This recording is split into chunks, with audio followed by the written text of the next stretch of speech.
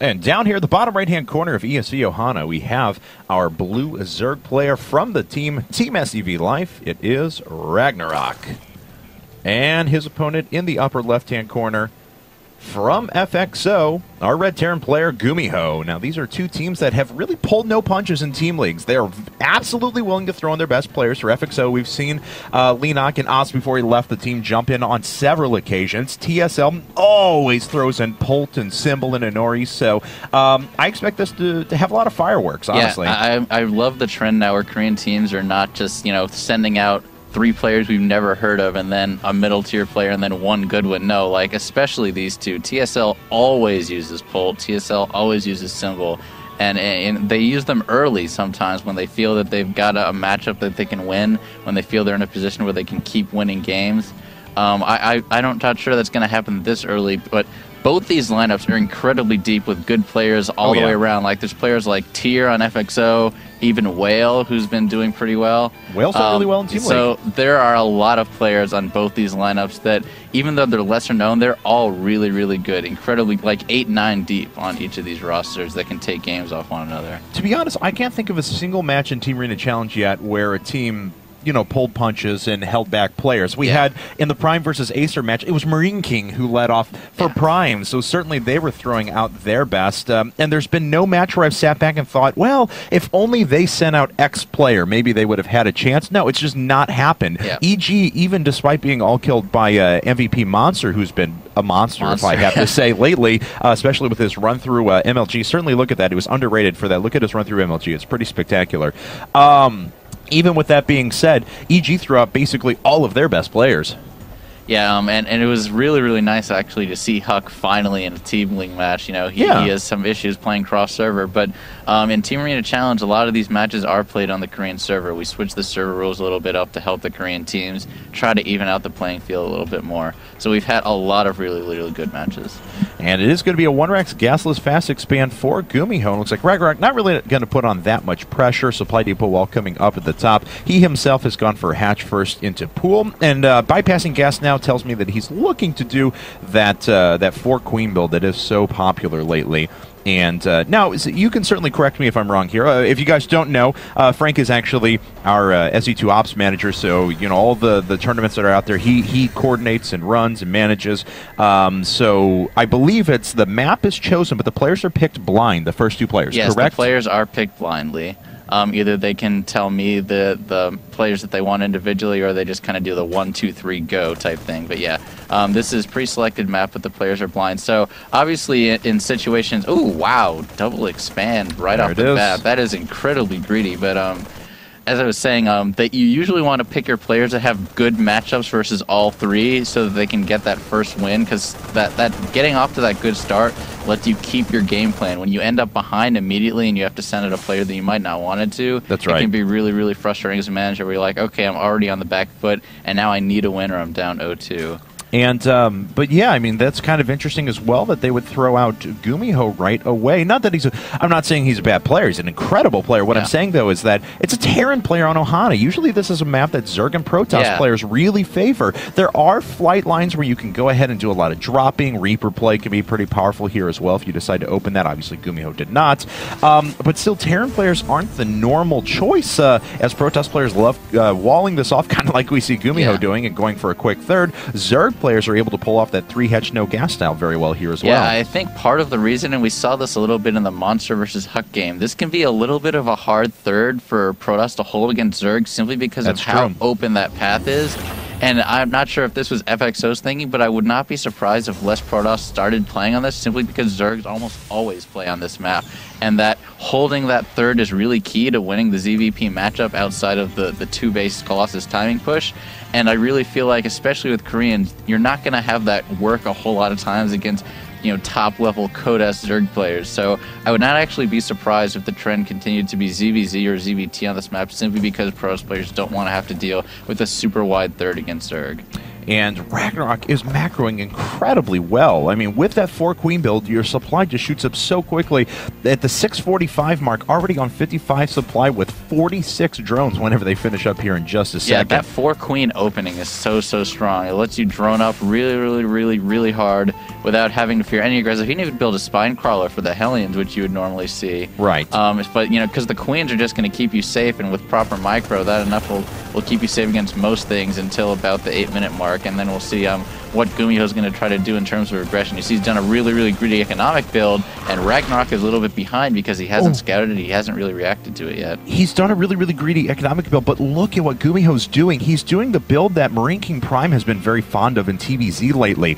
You go for a very greedy economy, then you stagger on a bunch of unupgraded Marines, immediately go over to, this is probably a tech lab, it is. Okay, so immediately go over to a couple of factories, and then you can actually produce a bunch of Thors and Hellions behind this as well, as we see double armories coming down. Yeah, this is very, very smart. So RagnaroK's going to have to get a little bit of a clue on what's going on right now, or he can be completely unprepared, because while this build is getting more common, it's definitely not the standard in TVZ. That's very true. And if RagnaroK does not see this, he'll all of a sudden see a Thor and like 12 Hellions that have no idea what's going on. And we do have another factory barrier to pop out here. It looks like it is just going to be a lot of Blue Flame Hellions right now. Oh, and then actually Siege, never mind. Wow, yeah. It is going to be Siege Tech coming out for him. Did he already get Blue Flame? No, he does I not. thought he was researching it for a couple seconds and then canceled it, but I may be wrong.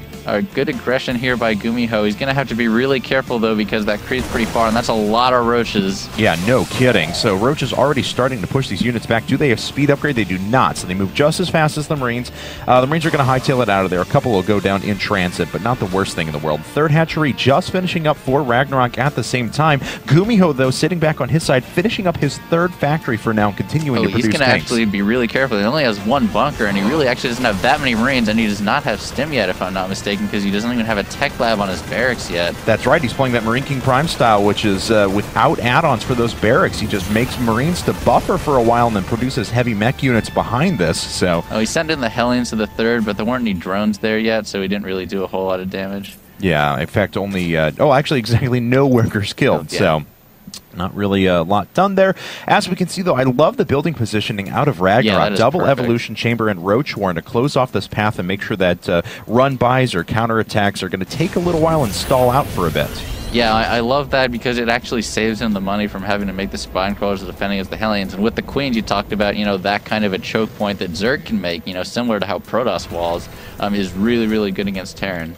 And as we can see from RagnaroK, he's pushing up with a lot of roaches, but his creep spread is just magnificent. Halfway across the map already, and we're only like 11 minutes in. This is really, really good. I love the 4-queen build. Yeah, he's controlling the flow of the game so well right now. He's kind of dictating, he's actually making GuMiho react to him, because every time he pushes up with the roaches, he has to prepare for some kind of a bust, simply because he doesn't know if it's going to come or not. And yes, we do see that full mech transition coming out now for GuMiho. This is so cool. We saw this build a couple of times at MLG and other tournaments as well. RagnaroK's going to see everything with this Overseer, though, and he's already getting... he's getting Infestors now, he's getting Roach Speed, and he's getting Ling upgrades as well.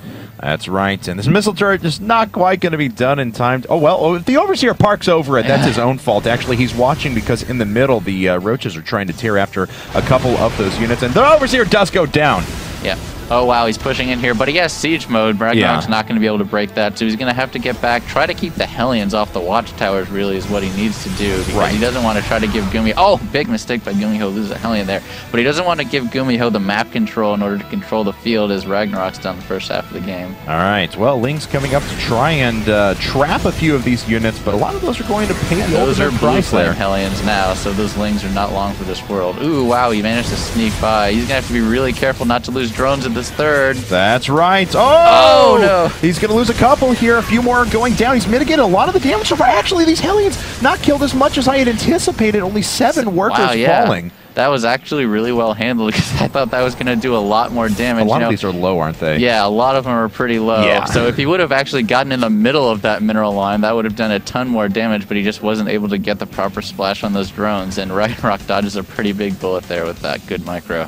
GuMiho actually going up to 2 more factories and double starports as well, and 2 more command centers. So he's playing an incredibly late game, high-tech, high-economy strategy. And the cool thing is, too, is that GuMiho is a guy who's actually favored battle cruisers in a lot of matchups, and I would not be too surprised to see even a few pop out as the game kind of wears on. Yeah, he's kind of making a statement here. He's like, I don't really care how many bases you have. I'm not going to drop you let's just get up to max bases and see who can macro better. That's basically what he's doing right now. He's trying to keep the army low enough so that he's not going to die to anything. That's what all this Hellions and stuff is. And he's trying to keep his economy low enough so he won't get overrun before he himself can get up to the 5 base you see RagnaroK going up to right now. That's right. So once again, the creep strike continuing to inch its way across the map as RagnaroK is almost maxed now.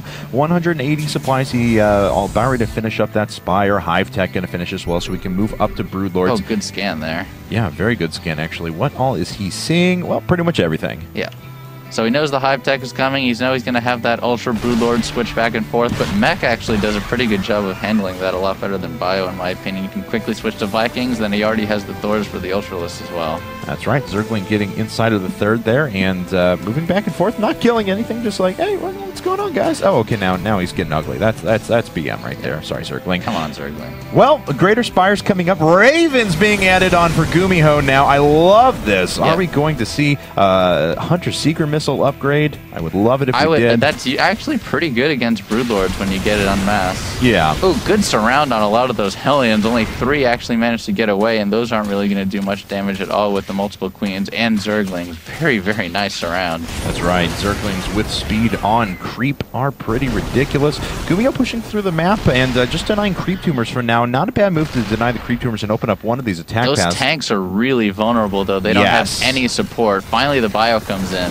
That's right. Bio and a few Hellions. Is it going to be enough? One of the Thors going down very quickly. These tanks were unsieged for a second, so the Roaches were actually able to do a little bit more damage than I thought they would have. This Thor is down to just 10 hit points, and it looks like it's going to keep advancing. That's a pretty good trade for RagnaroK, but he has to be careful because that is a pretty big ball of mech. He's going to have to get out a lot of Lings to combat this. The Hellion count is... Oh, nice fungal on the Hellions. Yeah. The Hellion count's pretty low, so Zerglings are actually going to be pretty effective against this. And he's just delaying so he can turn all this money into Broodlords. There we go. 8 Broodlords coming out now. He had the 11 Corruptors up, actually, so he can make a couple more whenever he gets the resources. And GuMiho, admittedly, is pushing pretty well, but what response is he going to have for those Broodlords? It looks like the Marines are tasked with taking out the hatchery. There are 4 Vikings up now, but that's not a ton of anti-air. Especially when RagnaroK has already shown that he has Infestors, and he has, he has his max tech tree at this point. His upgrades are going. He's going to need a lot more Vikings to deal with those Broodlords because Thor's not the best at taking out Broodlords, really. Nope.